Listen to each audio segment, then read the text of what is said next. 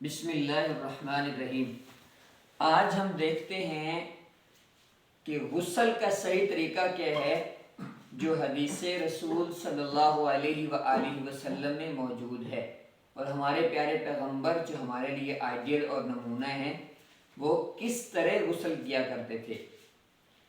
صحیح بخاری میں آتا ہے، سیدہ عائشہ صدیقہ رضی اللہ تعالیٰ عنہ بیان کرتی ہیں کہ رسول اللہ صلی اللہ علیہ وسلم جب بھی غسل فرمایا کرتے تھے، وہ حالت جنابت والا غسل ہو یا پھر جمعے کے دن آپ جو غسل کرتے تھے وہ ہو، یا آپ جب بھی نہاتے تھے تو آپ کا کیا طریقہ ہوتا تھا۔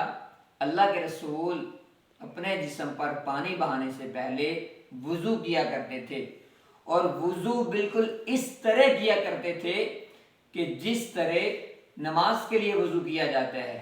ہاں، اس میں ایک فرق تھا، وہ یہ تھا کہ جب اللہ کے رسول سر کا مسح کرتے تھے تو کیا کرتے تھے، چلو میں پانی لیتے، دائیں طرف ڈالتے، پھر پانی لیتے، بائیں طرف ڈالتے، اور پھر چلو بھر کے سر کے درمیان میں ڈالتے، اور پھر سر کے بالوں کی جڑوں کو اچھی طرح اللہ کے رسول گیلا کرتے، انگلیوں کے ساتھ خلال کرتے، ٹھیک ہے۔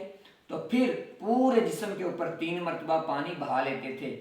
یہ ہے صحیح طریقہ جو صحیح بخاری، صحیح مسلم اور صحیح ستہ کی تمام کتابوں میں موجود ہے۔